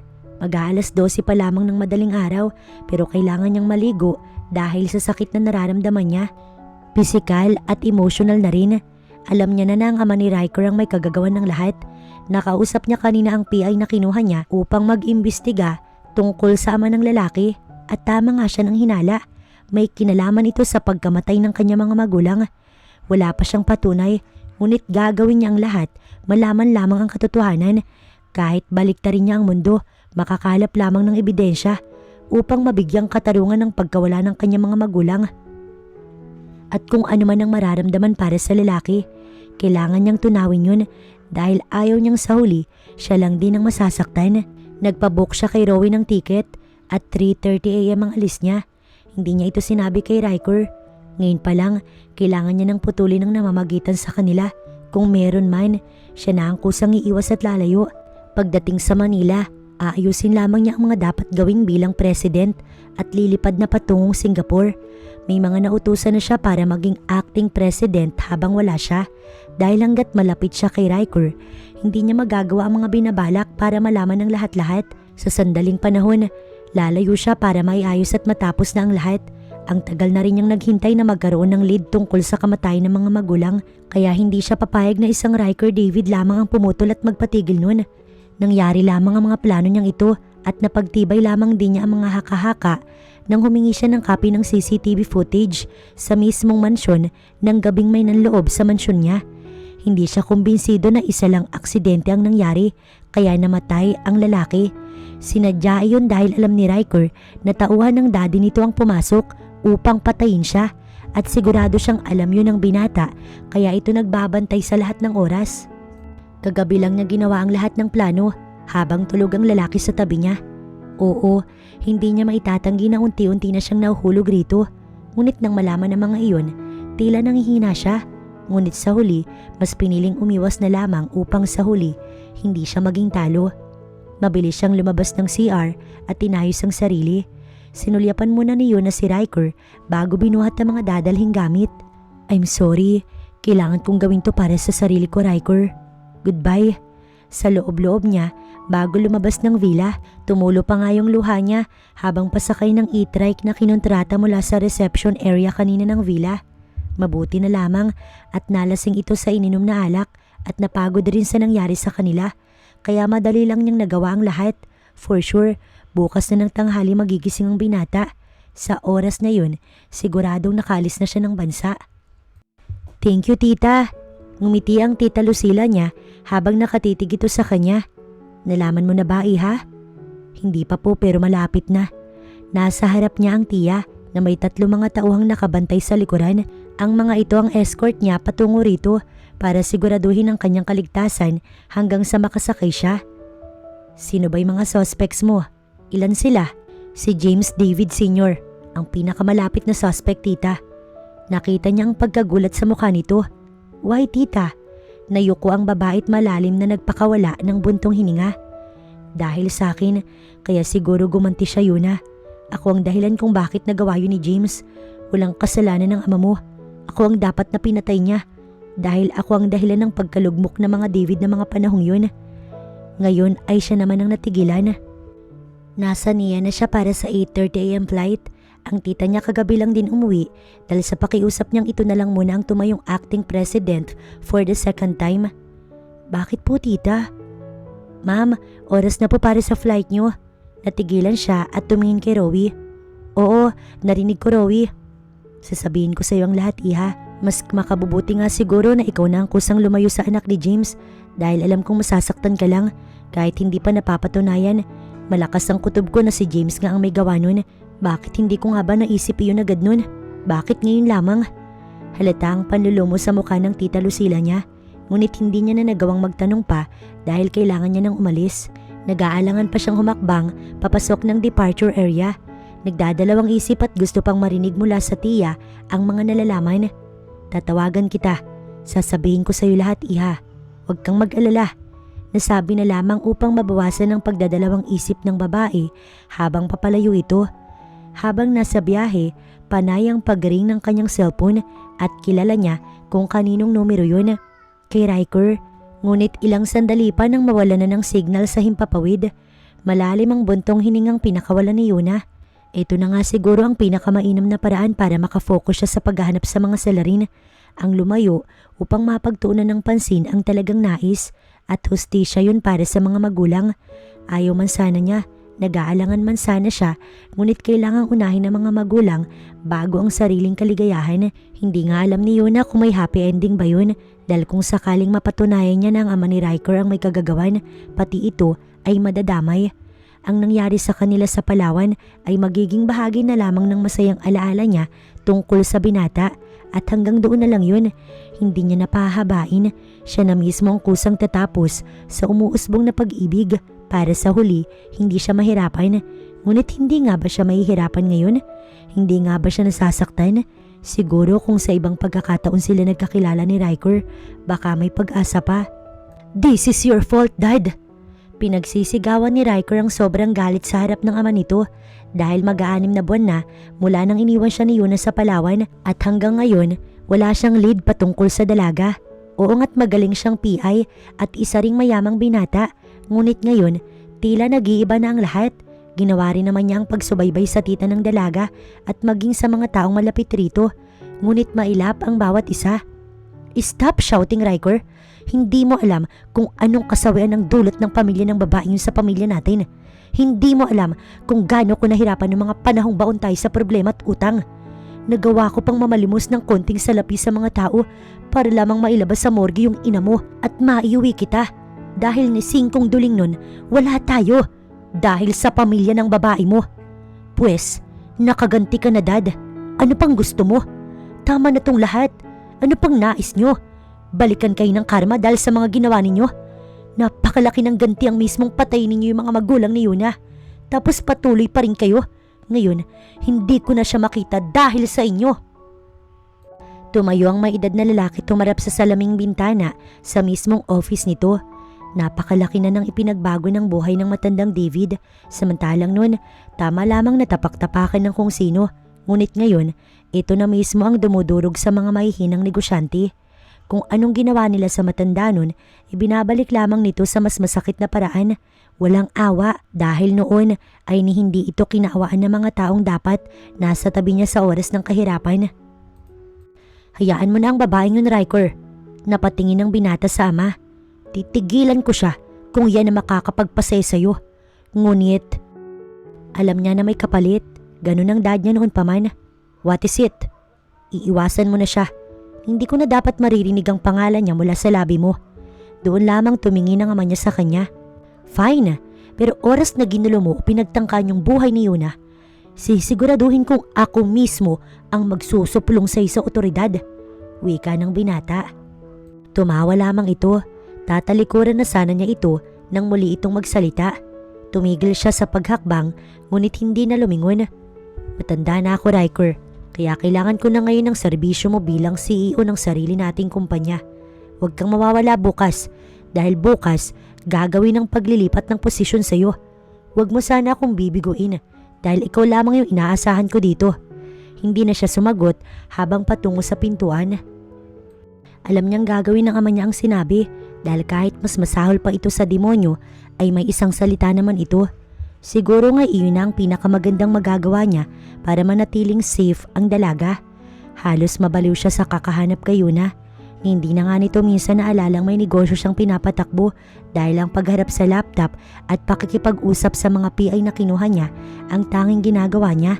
Araw-gabi, alak din ang tanging sandalan niya. Ang dating Riker na palabiro, maraming beses kong ngumisi at tumawa, tila naglaho. Isang malamig na binata ang tanging makikita sa kanya. Ilang buwan na rin ang matuling lumipas, ngunit kahit isang saglit, hindi man lang nawaglit sa isipan niya si Yuna. Matapos niyang makipag-usap sa ama, agad siyang umalis dahil sa importanteng meeting na dadaluhan. Nung isang linggo pa dapat iyon, ngunit laging cancel dahil sa kanya. Wala rin namang mangyayari kahit ituloy dahil ang utak niya hindi pa handa para sa mga ganoong trabaho. Ngunit nang sabihin mismo ng ama niya mga yun, tila nabawasan ang kanyang alalahanin. Tumigil ang sasakyan nang mag-red lights. Nasa gitna siya ng EDSA ng mga oras na yun. Dahil medyo matagal pa, binuksan niya ang bintana upang hindi puro aircon na lang ang hinihinga niya. Ngunit halos lumuwa ang mga mata ni Riker nang mula sa salungat na daan, mukha ni Yuna ang biglang bumungad sa kanya sa itim na sasakyan. Nang mapansin siya, agad nitong isinara ang bintana. Sigurado siyang si Yuna yun. Hindi siya maaaring magkamali. Welcome home, iha. Nakangiting bati ng tita Lucila niya sa kanya at niyakap niya ito maging ang kanyang yaya. Malaki na ang sinapupunan mo at mukhang lalaki dahil bilog na bilog. Hindi maipagkakila ang saya sa mukha ng lahat habang panay ang pakikipagkamustahan. Finally, sa 6 na buwang nawala siya rito, sa wakas ay nakauwi siya upang pagbayarin ng taong may kasalanan sa pagkawala ng kanyang mga magulang. Kamusta ang biyahe mo, iha? Inakay siya ng ginang papasok sa entrada ng mansyon. Manaka-naka niyang inililibot ang mga mata. Wala pa rin ipinagbago yung buong kabahayan. Kung anong iniwan niya ay ito pa rin hanggang sa makauwi siya ngayon. Medyo masakit lang yung ulo ko, tita. Siguro ipapahinga ko na lang muna. Wala kasi akong maayos na posisyon sa eroplano dahil sa hirap ng kalagayan ko. Oo naman, sino bang hindi? Lalo pat kambal pala yung dinadala mo. Oo, kambal ang baby niya. Nalaman lamang niyo na nabuntis siya nung mag-iisang buwan na siyang nasa Singapore. Kinabahan siya nang hindi dumating ang buwan ng dalaw at lagi siyang inaantok. Kadalasan din ay nasusuka. Kahit wala pa nga siyang kinakain ay laging ganun. Kaya minabuti niya nang magpa-check up sa doktor at unang reseta ay PT kit agad at doon niya nalaman na nagdadalang tao na pala siya. Iniyak pa nga niya ng buong gabi ang pagbubuntis. Ngunit sa huli, pinilit na lamang niyang tinanggap dahil wala na rin naman siyang magagawa pa. Ayaw na sana niyang bumalik Ngunit anong magagawa niya kung heto ang Tita Lucila niya at lagi na lamang nagkakasakit dahil siguro sa katandaan at hindi rin kasi ito mahilig magpatingin sa doktor. Pinauwi siya dahil nais daw ng tita niya na magpahinga muna sa pagiging president ng company. Ayaw man sana nitong pilitin siya, ngunit wala nang ibang pwedeng makakagawa at maaaring humawak noon kundi siya. Natatakot siyang baka malaman ni Riker dahil walang ibang ama ang kambal niya kundi si Riker David lamang. Ito lang naman kasing nakakuha sa kanya't wala nang iba pa. At ang pinakadahilan niya ay alam na niya kung sino ang pumatay sa mga magulang niya. Si James David Sr. yun. Mula sa mga PI na inutusan niya ay may matibay na siyang ebidensya na si James nga ang salarin. Sigurado siya dahil sa balat na siya mismo ang nakakita nun. Naalala nga niya nang minsang nagreklamo yung PI niyang si Salum kung bakit raw pati linggo nagtatrabaho ito at kahit sa simpleng pagbabakasyon ng matandang David, kailangang sundan. Ma'am, hanggang sa beach po ba? Oo, picturean mo yung lahat ng anggulo ng matandang David Salum. Okay ma'am, double pay po to ha. Don't worry, basta gawin mo yung trabaho mo. I-send mo sa akin lahat ng litrato. Naiintindihan mo ba? Yes ma'am. Kahit na nasa ibang bansa, updated siya sa lahat. Kahit saan, pinasundan niya ang matanda para lamang malaman ang lahat patungkol sa James David na yun. Kaya nga nalaman niya na may balat ito dahil kahit saang dagat kasama yung mga babae nito, hindi niya pinatatantanan. Bukod pa ron, may mga witness rin siya kagaya ng Tita Lucila niya at yaya niya na noon ay nasa lugar din ng pinangyarihan ng krimen. Idagdag din niya ang utang nito sa pamilya niya. Sigurado siya na hindi ito makakatakas at sisiguraduhin niyang doon na ito aabutan ng kamatayan sa bilangguan. What? Hindi ako makakapayag. Nasaan ang warrant niyo? Bulalas ng matandang David nang pumasok ang tatlong mga pulis sa mismong bahay nito. Lucila? Kagagawan mo to? Hayop ka? Bitiwan niyo ako. Nakatayo ang ginang sa gilid ng pinto at nang dumaan ang dalawang pulis hawak ang nais nilang hulihin, ngumiti ang babae. Bakit ang kuya ko pa yung pinatay mo't yung asawa niya, James? Nandito naman akong gumawa ng lahat ng yun. Bakit maling tao yung binalikan mo? Nagngingit-ngit sa galit ang babae habang sinusundan ng lalaki na kapusas. Dumating si Riker na nagulat man, hindi ito nagsalita at umiling-iling na lamang. Siguro'y alam na ng binata na mangyayari ito sa ama, kaya hindi na nagtataka pa. Inilibot ng binata ang paningin, hindi pulis o ang ama ang hinahanap, kundi ang babaeng ilang buwan nang nais makita. Ngunit nadismaya ito nang hindi man lang matagpuan ang hinahanap. Napansin yun ni Lucila. Huwag mo nang hanapin ang wala, dahil hindi na siya babalik pa. Hayaan mo na yung pamangkin kong maging payapa ang isip. Napakarami na niyang pinagdaanan para muli mong guguluhin. Iba na lang ang gustuhin mo. Wag na ang pamangkin ko. Matatag na wika ni Lucila bago tumalikod upang sumunod sa presinto. Isang mahabang buntong hininga ang pinakawalan ni Riker. Siguro, ito ang napapala ng mga taong walang dulot na mabuti sa iba, kundi kaguluhan at sama ng loob. Wala na siyang magagawa. Sinubukan niyang itama ang lahat at tinulungan din niyang maitago ang kasalanan ng ama. Ngunit tuloy-tuloy pa rin ito sa ginagawa. Nung isang linggo lang ito tumigil sa paghahanap kay Yuna. Ngunit huli na dahil sa mga pulis na kumuha sa ama niya. Pero sigurado siya na hindi rin magtatagal at makakalabas din ito.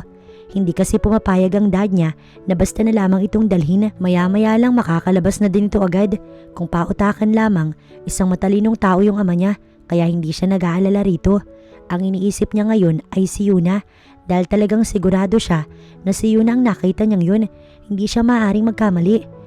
Kailangan niyang sumunod sa police station, baka sakaling naroon lamang yung hinahanap dahil ang pagkidnap sa ama niya ay isang tagumpay para sa dalaga na noon pa nito nais na mangyari. Miss Yuna, nakapagpiyansa po sila. Nagalit si Yuna nang dumating sa presinto at nasa labas na si James Sr. Nginisihan lamang siya nito, ngunit bigla itong natigilan nang makita ang malaki niyang sinapupunan. You're pregnant. Mag-iingat ka. Baka sa kakahabol mo sa akin, hindi na kayo magkita ng anak mo. Sisiguraduhin kong kabaliktaran ang mangyayari, Mr. David. Etong tandaan mo, nagsisimula pa lamang ako kaya wag kang magpakampante. Pinagbabantaan mo ba ako, Miss Lanchero? Nagkatinginan sila. Hindi siya nagpapatinag dahil ito na ang oras niya upang ibigay ang lahat ng tapang na kanyang itinatago. Lumapit si Lucila at hinawakan siya sa braso. Huwag ka na makipag-usap sa matandang yan, Yuna. Tara na. Tumawa ang matanda bago nagbitaw ng salita. Dahil hanggang sa katapusan, Matatalo lang kasi kayo. Sinamaan nito ng tingin ni Yuna, ngunit inakay na siya ni Lucila paalis ron. Nakausap na rin nila ang kanilang abogado at tuloy ang kaso. Pansamantalang kalayaan lamang ang meron si James at oras na mapatunayang ito nga ang pumatay, siguradong hindi niya hayaang makalabas pa ito ng buhay. May ilan pa silang sinabi sa mga pulis kaya naunang nakaalis si James at ang abogado nito kaysa sa kanila. Okay ma'am, naalala ko na. Si Alberto Meres ang pangalan ng lalaki na matay na siyang nanloob sa bahay ho ninyo ng gabing yun. Single ito at wala kaming ibang makalap tungkol sa pamilya dahil kagagaling lamang ng lalaki sa kulungan. Hindi rin kami sigurado kung taga Bulacan ba talaga ito o sadyang peke yung mga dokumentong napunta sa amin dahil ayon sa mga nakausap namin sa kulungan at naging kasama nito nun, taga Cebu talaga ang lalaki. Mahirap ang ganitong sitwasyon, lalo na't walang umaakong pamilya. Tahimik lamang siya. Kung sana buhay pa yung taong yun, malaki ang may tutulong nito sa kanila ngayon. Salamat, akala ko kasi pwede kong makita o mahanap yung pamilya nito para sa kasong... Mukhang hindi rin makakatulong kung sakali ma'am dahil ilang dekada nang narito si Alberto sa Manila at hindi ito umuwi sa lugar nitong totoo. Ilang taon na rin ang nakakalipas. Wala ring dumadalo sa lalaki noon sa kulungan kahit isang beses kaya't nahihirapan talaga kaming tukuyin ang talagang pagkatao ng suspect. May ilan pa siyang itinanong ngunit wala ring saktong sagot ang pulis. Are you okay, Iha? Napahawak kasi si Yuna sa gilid. Medyo sakit na yun dahil sa ilang minutong pagtayo. Upo po muna kayo, ma'am. No need, sir. Aalis na rin kami. Kung sakaling may magtanong tungkol sa suspect, pwede bang pakitawagan ako? Sabay abot ng calling card niya. Ilang buwan na yon, ngunit nagbabakasakali pa rin siya. Matapos sumagot ng pulis, inakay na siya ng tita Lucila niya palabas ng presinto. Ngunit gano'n na lamang ang gulat niya nang mula sa sasakyan nilang nakaparada sa unahan. Lumabas si Riker na halatang gulat na gulat dahil sa kanyang kalagayan. Yuna? Bulong ng kanyang tiya. Oo, nakita niya. Ngunit tuloy-tuloy lamang siya sa paghakbang. Anong ginagawa mo rito?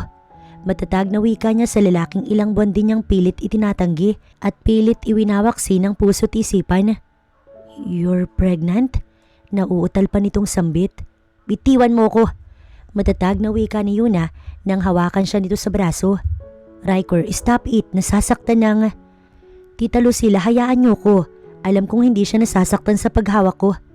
Natigilan ng babae nang makitang nagngangalit na mga mata nito. Bitaw sabi eh. Ngunit malakas na iwinaksi ni Yuna ang braso dahilan para mapabitaw ang binata sa pagkakahawak. Let's go, tita. Stop right there. Ngunit bago pa siya nakahakbang ay humarang ng tatlo nitong mga tauhan. Anong ibig sabihin na to, Riker? Ang tita niya ang nagsalita. Sila na ho yung bahala sa inyo. Hihiramin ko lang muna saglit ang pamangkin ninyo. Lalapitan pa sana siya ng babae nang hawakan ng dalawang kalalakihan na magkabilang braso nito. Tita! Don't worry. Hindi nila sasaktan ng tita mo. Gusto lang kitang makausap. Sisigaw sana siya ng tulong mula sa mga pulis sa loob nang hilahin siya ni Riker patungo sa kotse nito. Ayaw niyang magpumiglas dahil baka mapano ang mga baby niya. Hindi naman siya nasasaktan. Sinisigurado naman ni Riker na ayos lang siya. Sumunod na lamang si Yuna upang matapos na ito. Isa pa para masabi na rin niya sa binata ang tungkol sa daddy nito o baka nga alam na nito ang lahat, sadyang hindi lang nagsasalita para hindi pagdudahan. Isa pa, ama nito ang salarin kaya sigurado siyang tutulungan nito ng anak. Sino nga bang anak ang ipagkakanulo ang sariling ama, hindi ba? Kaya nga nagawa nitong patayin ng suspect sa pagtangkang panloob sa mansyon niya para hindi ito magsalita sakaling mahuli. Ilang buwan na ang... Hindi mo na kailangang malaman. Nagsimulang magtanong si Riker pag andar ng sasakyan. Anak ko ba? Anak? Sinong nagsabi sa'yo? Wala kang anak, Riker. Kaya tigilan mo yung mga pagpapantasya mo. Halos magdugtong ang mga kilay nito dahil sa mga pabalang niyang sagot. I am not joking here, Yuna. Tell me, is that mine? Ano kaya sa tingin mo? Nagbibiro din ako? Napabuntong hininga ito ng malalim. Fine, kung hindi ka makukuha sa matinong usapan, ipapa-DNA ko ang bata. Biglang nanlaki ang mga mata niya. What? Are you out of your mind? No, I'm not. Hindi ako matatahimik hanggat hindi ko nalalaman ang lahat. Napakakapal din ang mukha mo, no? Kamping-kampi ka na nga sama mo tapos ngayon gusto mong akuin yung anak ko. Wala kang anak kaya tigilan mo ko. Ibaba mo na ako. Ani at pilit pa rin kinakalma ang sarili kahit medyo masakit na yung ulo. sabihin mo sa akin at sasabihin ko sa iyo ang lahat-lahat ng nalalaman ko. Doon siya napatingin sa binata. Seryoso ang mukha nito habang nakatitig sa kanya. What? Narinig mo yun na. Alam kong alam mo yung ibig kong sabihin. At kung kasalanan lang din, marami ka ring kasalanan sa akin. Always remember that. Napalunok siya ng ilang beses dahil sa mga binitiwan nitong salita. Eto na ba yung hinihintay niyang tulong o sadyang niloloko lang siya ng taong to? Ama mo si James Riker? Yes, ama ko. Pero tama na siguro ang pagbubulag-bulagan ko. Lalo na't nakita kita ngayon sa ganitong kalagayan. Ayoko nagiging ganito ka dahil sa daddy ko yun na. So, alam mo nga talaga? Natahimik ito ng saglit kaya't sunod-sunod na tumulo ang kanyang mga luha. Alam mo pero tinago mo? Anong klase kang lalaki, Riker? Napakasama mo. Kasabay nun ay ang kanyang paghagulgol. Ano? Sinasabi mo ngayon na ako ang kusang sumuko? This is your last chance, Dad, para mapababa yung sentensya mo. This is for your own... Shut up! Are you insane, Riker? Nakalimutan mo na ba na ako yung ama mo at para lamang sa babaeng yun, ipagpapalit mo ko? Halos maputol ang ugat ng matanda dahil sa galit. Kailangan na ni Riker na ayusin ang lahat. Dapat ay noon pa. Ngunit nagdadalawang isip siya dahil ang akala niya mapapakiusapan pa. Dahil kahit hindi ito halos naging ama sa kanya, ay mahalaga pa rin ito sa binata. Ngunit dahil sa nakikita niyang kalagayan ni Yuna, ay hindi niya hayaang mapahamak ito dahil lamang sa paghahabol sa hustisya. Lalo na at alam niya sa sarili na anak niya ang pinagbubuntis nito dahil kung susumahin, tama lahat ng hinala niya. Berehen niyang nakuha si Yuna kaya alam niya. Dad, tama na. Kasalanan niyo ang lahat. Kung hindi dahil sa lintik na paghihiganti na yan, di sana wala tayo sa sitwasyong to ngayon. Natawa ang matanda. Mas sinuuna mo yung babaeng yun? Ako yung pamilya mo rito, Riker. Ako ang tatay mo. Ako ang kadugo mo. Pero ang babaeng yun ang kinakampihan mo. How dare you? Dahil mahal ko si Yuna. Don't you get it? Mahal ko yung babaes ninyong isunod sa mga magulang niya. At alam mo ba? Anak ko yung pinagbubuntis niya, Dad. Apo mo. Dugo at laman ko. Natigilan si James at namimilog ang mga matang tumingin sa kanya. Stop joking around, Riker. Huwag mo kong gawing tanga. Ilang buwan ba kayo nagkahiwalay? Tapos sasabihin mong sa'yo ang anak niya? Are you out of your mind? Sir James, nandyan na po si attorney.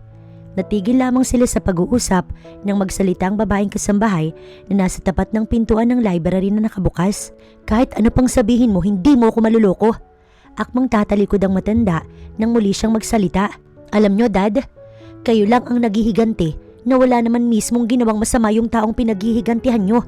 Sana'y alam ninyo yung mga pinatay nyo nun ay walang kaalam-alam sa mga pinaglalaban ninyo. Tumigil ito at humarap sa kanya. Anong ibig mong sabihin? Walang alam ang ama ni Yuna sa mga ginawa noon ni Lucila sa inyo. Sinabi niya sa akin kahapon na siya mismo yung nagkusa dahil ang perang utang ninyo ibibigay raw sa kanya ng kapatid nito oras na nagbayad ka. Naging desperada si Lucila dahil nalulong ito sa utang sa kasino ng mga panahong yun at oras na magbayad ka, yun din yung ipantatapal ng babae sa pinagkakautangan. Tinakot ka't kinuha yung lahat ng sapilitan dahil kailangan na raw nito ng pera kinagabihan dahil pinagbantaan na ito ng mga taong inutangan. Walang kasalanan ng mag-asawa, Dad. Wala silang alam. Pero sila ang pinagbayad mo sa pagkamatay ni Mama. Hindi man lang ninyo inisip bago kayo nagdesisyon. Biglang bumalik sa isipan niya ang tungkol sa sinabi ni Lucila kahapon na sana ako na lang ang pinaghigantihan mo. Bigla na lamang nakaramdam ng pananakit ng batok si James. Pilit nitong ikinalma ang sarili, ngunit sa bawat galaw nito, mas lumalalim ang pagsakit nun. Riker, yung gamot ko. Nakaluhod na ito habang nakataas ang kamay kung saan nakatayo si Riker. Dad! Agad namang tumugon si Riker, ngunit sa pagbalik niya sa kinaroroonan ng ama, nakahandusay na ito. Palapit na si Yuna sa ER nang mapansin niya si Riker na nakaupo sa waiting area at tulalang nakatitig sa kawalan. Kasama niya si Rowie na noon, todo alalay sa kanya dahil baka madapa siya. Ang tita Lucila niya, nasa labas pa dahil kausap pa nito ang kanilang abogado. Bukas ang unang hearing, ngunit mukhang hindi mangyayari dahil sa tawag na natanggap niya mula kay Riker. Bago siya tuluyang lumapit, isang mahabang buntong hininga muna ang pinakawalan niya. Hindi siya nagsalita ng makalapit, tumayo lamang si Yuna sa tapat kung saan nakaupo si Riker. Nang mapansin ng binata, tinaas nito ang ulo't tinignan siya. Namumungay ang mga mata't halatang galing ito sa pag-iyak. Wala na siya. Bulong nito. Wala siyang nagawa't sinabi kundi ang yakapin ito. Kahit sa ganoong pagkakataon, maramdaman ni Riker na naroon siya kahit ngayon lang. Yumugyog ang balikat nito at mahinang iyak ang narinig niya. Ngayon ay alam na ni Riker kung gaano kasakit mawala ng mga magulang. Hindi, mas sobra pa rito ang naranasan niya dahil din mismo sa kagagawa ng ama ng binata. I'm sorry, ako na yung humihingi ng tawad sa lahat ng ginawa ng dad ko. Yun na, wala na rin siya. Kaya sana tama na yung paghingi ng hustisya dahil nagbayad na si dad ng mga kasalanan niya sa'yo at sa pamilya mo. Mahina, ngunit garalgal na sabi nito. Hindi siya sumagot dahil ano pa nga ba yung isasagot niya? At tama rin naman ang mga sinabi nito. Wala na rin si James. Siguro'y ayaw lang ng Diyos na mahirapan pa siya kaya ito na yung humatol sa mga taong nagkakasala sa kanya. Hinintay ni Yuna na makita ang mismong bangkay upang siguraduhing patay na nga ito. Ayaw niyang magpakampante, baka isa lamang iyong biro o gawa-gawa lamang para matakasan ng matandang David ang kasalanan sa batas. Ngunit nang makita mismo ng mga mata niya si James, ay doon na siya nakahinga ng maluwag. Mukhang wala na nga ring kasong magaganap. Naayos ko na ang lahat, iha. Aalis ka na ba mamaya? Paglapit ng tita Lucila niya, ay agad itong nagtanong. Oo, babalik siya sa Singapore para doon na mamalagi. Ang company ay ang tita niya na lang muna ang bahala. Medyo naging maayos na rin naman ang katawan nito nang makapagpa-check up at mabigyan ng tamang gamot para sa sakit sa puso. Tumatanda na rin kasi ito kaya kailangan talaga ng maintenance. Mabuting at napilitan itong magpatingin dahil tinakot niya itong hindi makikita ang mga apo oras na hindi ito nagpatingin sa doktor. Aalis siya para sa katahimikan ng buhay. Lalayo siya para ipahinga ang puso at isipan sa lahat, lalo na kay Riker. Ayaw sana niyang isipin na anak ito ng taong pumatay sa mga magulang niya. Ngunit minsan, dumarating din talaga sa puntong naaalala na lamang niya. Mamayang gabi po. O sige, pero sana mag-iingat ka dun ha. Ayos lang tita, kasama ko si Rowie. Nahirapan siya nung nasa Singapore siya dahil wala siyang katuwang. Ngunit sa pagbalik, dadalhin niya na ang personal assistant para sigurado. Iniwan niya si Riker sa hospital, hindi nagpaalam o kung ano paman. Pasakay na sila ng kotse nang makitang may ka-text ang kanyang tiya. Nang mapansin iyon ng babae, ngumiti ito't inoff ang telepono. Isang mahabang buntong hininga kasabay ng paghimas ng sinapupunan ang ginawa niya nang makaupo ng maayos at mapatingin sa labas ng bintana ng sasakyan. Goodbye, Riker. Pasensya na. Hindi siguro talaga tayo para sa isa't isa. Sa loob-loob niya bago tuluyang umandar ang sasakyan. Tinulungan na siya ng tita niya sa paghahanda ng kanyang mga gamit. Nailagay na rin ito sa maleta at ipinabuhat na rin ang 3 mga maleta sa bodyguard nito patungo sa kotse. 6:30 PM na at 8:30 PM ang flight niya. Pinili niya ang gabi para hindi maisipan ni Riker na puntahan siya. Hanggat kaya niyang iwasan, iiwas siya upang mapadali ang lahat sa kanya. Isa pa, sigurado siyang abala yun sa burol ng daddy nito, kaya sinamantala niya ang pagkakataon para makaalis ngayon. Sa mga susunod na taon, siguro kung okay na siya, ay tsaka siya babalik para harapin si Riker. Ngunit ngayon, mukhang hindi niya pa ito kayang harapin dahil sa mga sugat na iniwan ito sa kanya. Lalo nang malaman niyang hinayaan ng binata yung ama kahit alam naman pala nito ang lahat una pa lamang. O paano, mag-iingat ka dun, okay? Tumingin ito kay Rowie. Huwag mong pababayaan ng pamangkin ko ha? Yes ma'am, maasahan niyo po ko. Hanggang ngayon, narito pa rin ang PA niya. Kahit nung wala siya hindi ito tumigil sa pagtatrabaho para sa kanya. Kaya nga deserve ni Rowie ang mga ganito, ma-experience man lang ang ibang bansa. Naluluhan niyang niyakap ang ginang. Nawalan man kasi siya ng mga magulang, ay may tita Lucila pa rin siyang naging ina at tita at the same time. Medyo sumama ang loob niya dahil sa mga ginawa nito. Ngunit tao lang din naman ang tiya niya at nagkakasala rin, kaya kahit paano, napatawad niya na rin ito. Kita naman kasi niya na nagsisisi na ito sa mga ginawa nun at pilit bumabawi para lamang maging maayos ang lahat. Huwag ka namang ganyan, baka hindi na ako pumayag niyan. Natawa na lamang siyang bumitaw at pinahid ang mga luha. Ingat ka rito tita, tawagan mo ako kung may problema. Aniya bago pumasok ng sasakyan. Nasa harapan si Rowie, nasa backseat naman siya. Umiti ang babae kaya isinara niya na ang bintana. Ngunit habang palabas ng gate, sunod-sunod na tumulo yung mga luha niya. Hindi niya alam kung bakit nagkakaganito siya. Siguro dahil malalayo siya sa lugar na ito ng mas matagal pa. Biglang tumigil ang sasakyan. Nagulat pa siya at mabilis pinunasan ng mga luha. Ma'am, may humarang po, ani Rowie nang lingunin siya sa likod. Tinignan niya sa harapan at isang pulang sasakyan ang nakaharang sa kalsada. Bago yun sa paningin niya. Manong, paalisin niyo na nga yan. Businahan niyo, baka malita ko. Ngunit nagulat na lamang siya nang lumabas mula roon si Riker. Halos lumuwa ang mga mata niya habang palapit sa kinaroroonan ng sasakyan niya. Kitang-kita dahil sa ilaw na tumatama sa mukha nito. Napakalakas ng kabog ng puso niya ng mga oras na yun. Hindi malaman kung anong gagawin, ngunit hindi na siya nakapagsalita nang bumukas ang pinto sa gilid niya at hinila siya ng marahan palabas ron. Tatakas ka na naman, ganun ba? Wala na ba akong halaga para lagi mong gawin to sa akin? Nagngangalit ang mga mata nitong nakatitig sa kanya. Paano mo na lamang?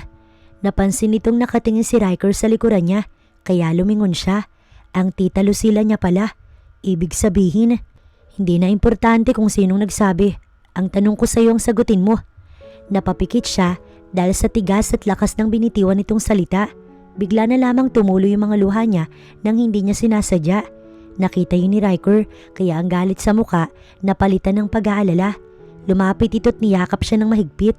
Kinulong sa malalaking bisig nito. I'm sorry, bakit kasi lagi mo na lang akong tinatakbuhan?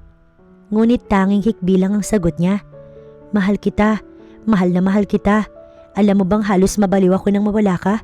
Ni hindi ko alam kung saan ka hanapin. Ni hindi ko alam kung bakit kailangan mo ko layuan sa kasalanang hindi ko naman ginawa. Patawad kung minsan, tinago ko sa iyo ang lahat. Ngunit kahit saan tignan, anak pa rin ako. Nagtatalo yung puso't isip ko kung sino yung aking uunahin yun na. Ang ama ko ba o ikaw na mahal ko? Ngunit nang makita kong ang buntis ka, handa na ako. Handa na kung ikaw ang panigan pero... Gumalaw ang balikat nito, tanda ng pag-iyak. Ang mga kamay niya ay dahan-dahang itinaas at mahigpit itong niyakap. Hindi niya alam na nahihirapan din pala ito. Sarili lang din niya ang tanging iniisip nito sa mga nakalipas na buwan at hindi kasama si Riker doon. Pero kung iisiping mabuti, mas mahirap ang pinagdadaanan nito lalo na ngayon. Please stay, honey. Please don't leave me again. Baka hindi ko nakayanin. Sa higpit ng yakap nito, ramdam niya ang pananabik nitong siya'y makasama. Kahit nasa gitna ng kalye at may ibang nakatingin, animoy sila lamang ang taong naroon. Hindi rin alintanang naroon ang tita niya, si Rowie at ang driver. Maging ang mga bodyguard na nakasunod kanina sa likuran nila ay naroon lang din at nakatingin sa dalawa. I love you, huwag ka nang umalis. Anito sa namumulang mga mata. Hindi siya agad sumagot. Hinawi niya yung buhok na naligaw sa mukha nito. Maging pala yung buhok ng binatay humaba na rin. Hindi niya yun napansin. Idinampi ang kamay sa pisngi nito't ngumiti. Mahal din kita. Mahina ngunit sapat lamang para ito ay marinig. Hudyat na ang mga salita ni Yuna para angkinin ni Riker ang mga labi nito.